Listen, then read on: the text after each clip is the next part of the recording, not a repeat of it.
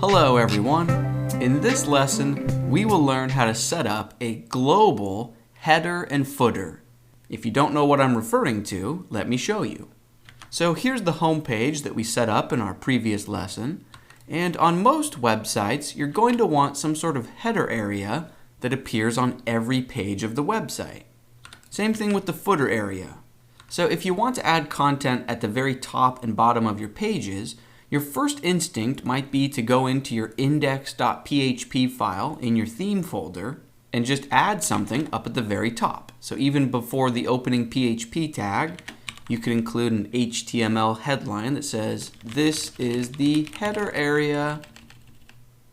And for the footer, down at the very bottom, after the closing PHP tag, we could say, HTML paragraph, "This is the footer area." And if I save this and refresh the home page, cool, we have a header and a footer. So that works, but it's not ideal because we want this same identical header on every single page of the site. But we know from last lesson that index.php doesn't power every page on our website. So for example, if we click on one of the blog posts, we lose our header and footer because this screen is powered by single.php. And don't forget about page.php, which powers individual pages instead of posts. So long story short, if we wanted this header and footer on every page, we would have to duplicate or copy and paste this code into multiple different template files. Now, duplicating code like that is almost always a bad practice because then if in the future, maybe a week from now, we want to change something in the header, we don't want to have to make that change in 5 or 10 or 20 different template files. Instead, we want our header code to live in just one file, right? We want a single source of truth. So check this out. Right now, I want you to create a new file in your theme folder. So new file, and let's name this new file header.php. And in this new file, let's write out a bit of dummy text. So maybe an HTML headline that says, "Greetings from header.php." All right, let's save this and then jump back into index.php. And let's delete this headline that we set up a couple of minutes ago. And instead, let's write a bit of code that will pull in the contents of header.php. So let's enter into PHP mode and then call a WordPress function named get_header. And remember, to call a function, you include parentheses right after it, semicolon. And we could close out of PHP here, but because we are just going to drop right back into PHP for all of this code, why don't we just get rid of this closing tag and also get rid of this opening tag? So that way we just stay in PHP mode. Anyways, back to the task at hand. This getHeader function will pull in the contents of header.php. So if we save this and refresh the home page, cool, we see greetings from header.php. Next, let's do the same thing for our footer. So back in our text editor, let's create a new file in the theme folder.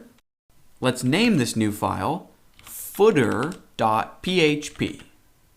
In this file, let's write out a bit of dummy text. So maybe a paragraph that says, "Greetings from footer.php." Save this, and then back in our homepage index.php file, let's replace this down here with code that will dynamically pull in the contents of the footer file. So we could drop into PHP mode down here, or we could just write this code up here while we are still in PHP. You can probably guess the name of the WordPress function we want to use, get_footer. Okay, with that in place, if we save, cool, greetings from footer.php.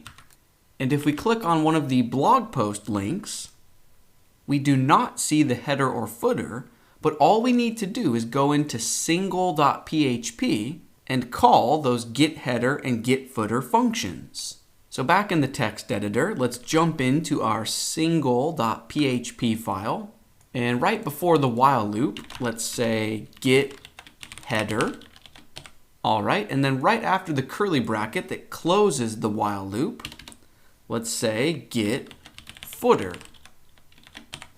Let's save that. And now our single post screen is in business. So that takes care of individual posts. Let's not forget about individual pages.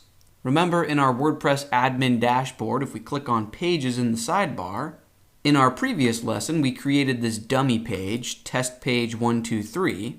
And if I use this view link here to preview it, this screen is powered by page.php. So let's go ahead and jump into our text editor and hop into page.php. And let's pull in our global header and footer. So get header, and down here below the curly bracket, get footer. Cool. So now whenever we update header.php or footer.php, we can rest assured that our entire website globally will be updated. Now before we bring this lesson to a close, I have 2 more tasks for us that are directly related to the header and footer. First, let's learn how to load our CSS file on the front end of our website. And secondly, let's learn how to add the black admin menu bar that's supposed to sit at the top of our website globally. You can see the menu bar I'm referring to if you jump over to the WordPress admin screens, but that bar should also be on the front end of our website while we are signed in. Okay, but let's start with our first task of actually loading our CSS file on the front end of our website. If you've worked with HTML in the past, you probably already know how to load a CSS file, right? You include it towards the top of your HTML file in the head section. So to get started, let's jump into our text editor and open header.php. And let's delete this dummy text and start fresh. Let's begin with the basic skeleton of an HTML document, right? So you always begin with the doc type. And then right below that, you create an HTML sandwich. And then within that, you have 2 sandwiches, the head sandwich and the body sandwich.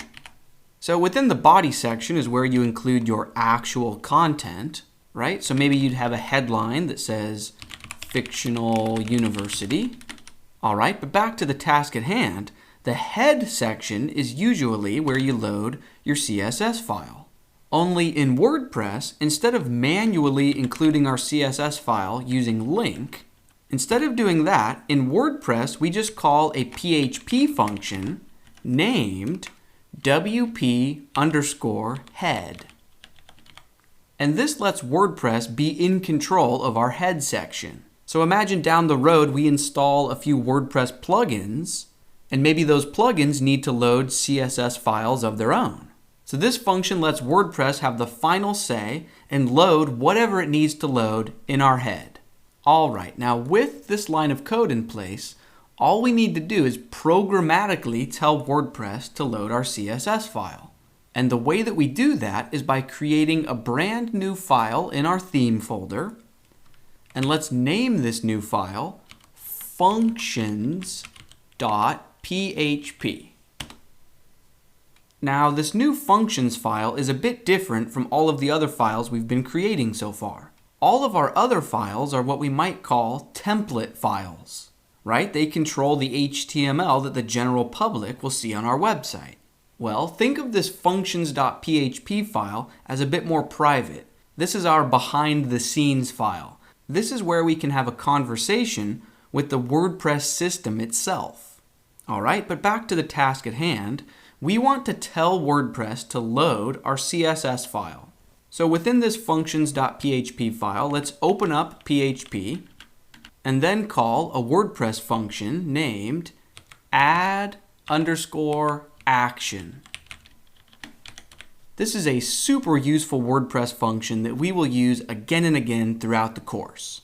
Within these parentheses, this function wants us to give it 2 arguments. So for example, quotes and then A quotes B. Now obviously we're not going to pass it an argument of A and B. I'm just including these as placeholders, okay? Now let me explain what this function actually does. So WordPress lets us give it instructions and tell it what to do by using this add action function. The first argument is where we tell WordPress what type of instructions we are giving it. Depending on what we are trying to do, WordPress will run this code at different times.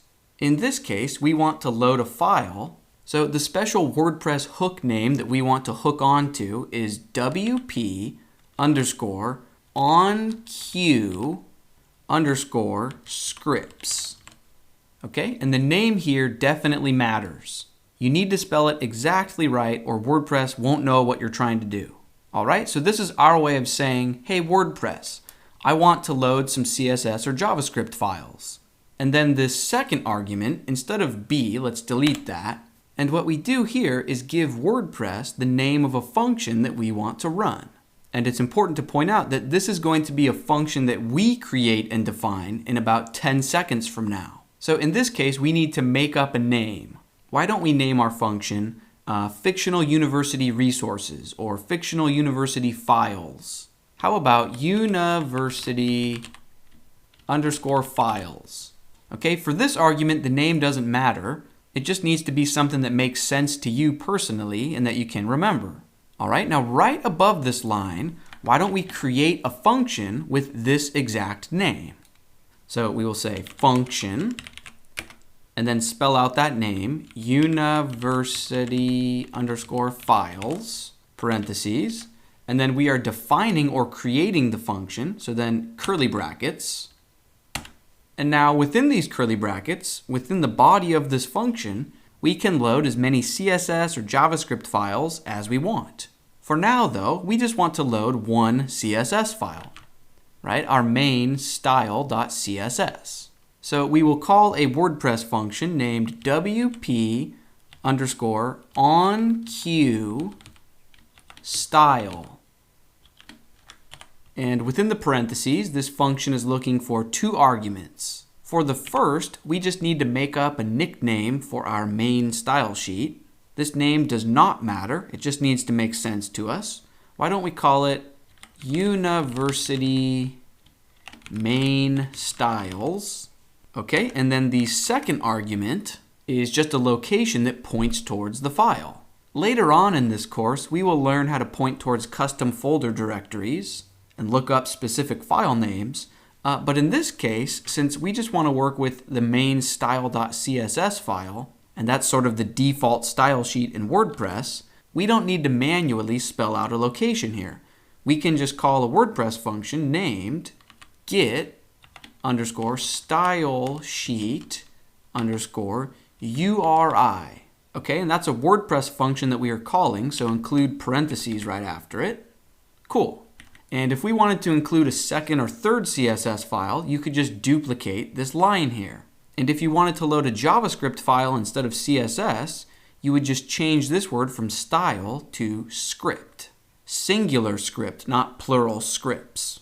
But I wouldn't worry about that because I will show you how to load a JavaScript file very soon. Okay, but for now, if we go ahead and save this file, and let's also be sure to save the recent changes to header.php, and then if we refresh in the browser, cool, we see that all of the text is orange. And that's because in our style.css file, remember we wrote this as a test in an earlier lesson. So if I change orange to green, you get the idea. Our CSS file is loading. Now before we move on to our final task for this lesson, which is loading the black admin menu bar up at the top here, before we get to that, I want to take a minute to review all of that code we just wrote in our functions.php file, because this can definitely feel confusing or overwhelming. So let's break it down. Really, all we did was create or define a brand new function that we chose the name of. We got to make this name up. The name doesn't matter. Within that function, we called a WordPress function and pointed towards the CSS file that we wanted to load. Okay, but remember that when you create and define a function, the function doesn't actually run. Someone or something needs to call that function later on.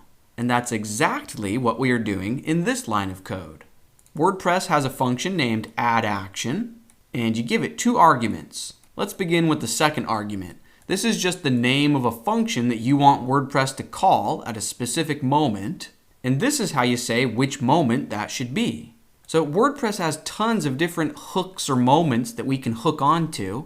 So altogether, this line of code is basically saying, hey, WordPress, right before you get ready to output your code that's going to go in the header, that's going to go in this WP head area, right before you're getting ready to output that, we want to tack onto that moment and we want you to run our custom function. Now, before we move on, I want to go over one last topic that is a common point of confusion for people. You might be thinking, hey, I thought whenever we call or run a function, we have to put parentheses right after it, right? We did that here, and we've been doing that throughout all of our template files. So why don't we include parentheses after this name here, right? If we want to call this function, why don't we add parentheses here? Well, we don't add the parentheses because we don't want to literally call this function right now, which means instead of you and I immediately calling the function right here and now, what we're doing is just telling WordPress, hey, here's the name of the function. It's up to you, WordPress, to actually run it at the precisely right moment. Okay, now let's move on to our final task of adding the black admin bar up at the top here. So to begin, let's jump into header.php. And what I want to do is move the closing body and closing HTML tags out of this file and into footer.php. If that doesn't make sense to you right now, that's okay. Just follow along with me. So delete the closing HTML and delete the closing body tag. All right, let's save this and then jump into maybe index.php just for a frame of reference. From a bird's eye view, how is our page getting created? So first we include our header.php, then we output the main content, meat and potatoes of the page, and then we have footer.php. So back to header, we don't want to close out the body and HTML sandwiches within this file. We want to do that at the very end of the HTML that gets generated. So over in footer.php, underneath our dummy text, let's close out the body tag and close out the HTML tag. And now, here's the important part. Right before the closing body tag, I want you to drop into PHP and call a function named WP_footer. If you've ever worked with JavaScript before, you know that a lot of times you don't want to load JavaScript files up in the head section. Instead, you want to load them right before the closing body tag. So this is just our way of giving WordPress the final say before we close out the body tag. So WordPress can use this for all sorts of things, like loading JavaScript files, or in this case, for adding the black admin menu bar up at the top of the page. Okay, so with this in place, if we save this file and refresh, awesome, there's the admin bar. And that's actually going to bring this lesson to a close.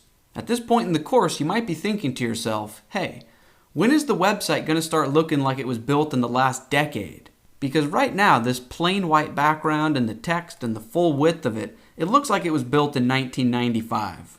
Well, in our very next lesson, we will address the visual or graphic design of our theme. Let's keep our progress rolling, and I will see you then.